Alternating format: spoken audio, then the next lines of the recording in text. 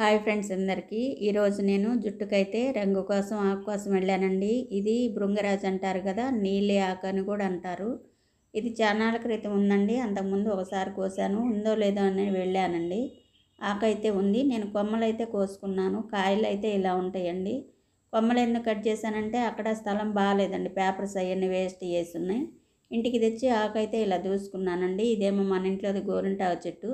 రెండైతే ఇలా దూసి పెట్టాను. ఆకులైతే మొత్తం శుభ్రంగా దూసుకుని చూడండి. ఇది అయితే నీలాకు, కాకపోతే లేత ఆకేనండి. ఈ రెండు కలిపి కొంచెం నీళ్ళు అయితే వేసి మిక్సీలో అయితే పట్టుకున్నాను.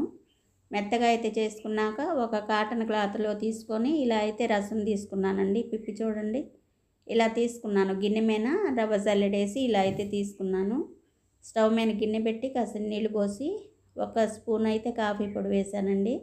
అది మరిగించుకున్న తర్వాత చూడండి, ఇలా అయితే మరిగించుకోవాలి.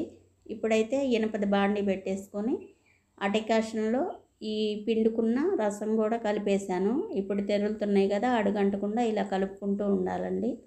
బాండీ చాలా మందంగా ఉందండి, చిన్నదైతే నాకు ఆడలేదు. అసలు ఊరకు చూద్దామని చెప్పేసి ఆకులు తీసుకొచ్చి ఇలా అయితే చేశానండి. నీళ్ళైతే చక్కగా ఇంకిపోయినాయి కదా, బాగా అయితే చక్కగా వచ్చిందండి. ఇది అంతగా కనిపించట్లేదు, చూసారా ఎలా వచ్చిందో. ఈ కలరు ప్యాకెట్ల కంటే ఇలా చేసుకుంటే నయమండి. ఎన్నా కూడా ప్యాకెట్లు కొనుక్కొని రాసుకుంటున్నారులే, కానీ ఇలా రాద్దాము ఎలా ఉంటుందో చూద్దామని చెప్పేసి నేనైతే చేశాను. ఇలా అయితే అయిందండి. ఉదయానికే రాత్రి అయితే చేశాను. చాలా అయితే కలర్ వచ్చింది. గిన్నెలోకి అయితే తీసుకొని ఇప్పుడైతే తలకైతే రాస్తున్నానండి.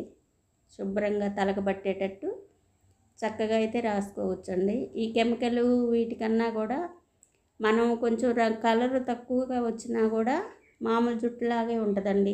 అవి రాసుకొని తలనొప్పి వచ్చి ఇవన్నీ ఇబ్బందులు పడే కంటే ఇలా తయారు చేసుకుంటే రాసుకుంటే నయం కదా. అందుకని నేను పిప్పి కాకుండా వాటిల్లో రసం తీసి మరిగించానండి. చాలా అయితే మనం తలస్నానం పోసుకున్నప్పుడు ఆ డస్ట్ అది కూడా రాలదు ఒంటి మీద.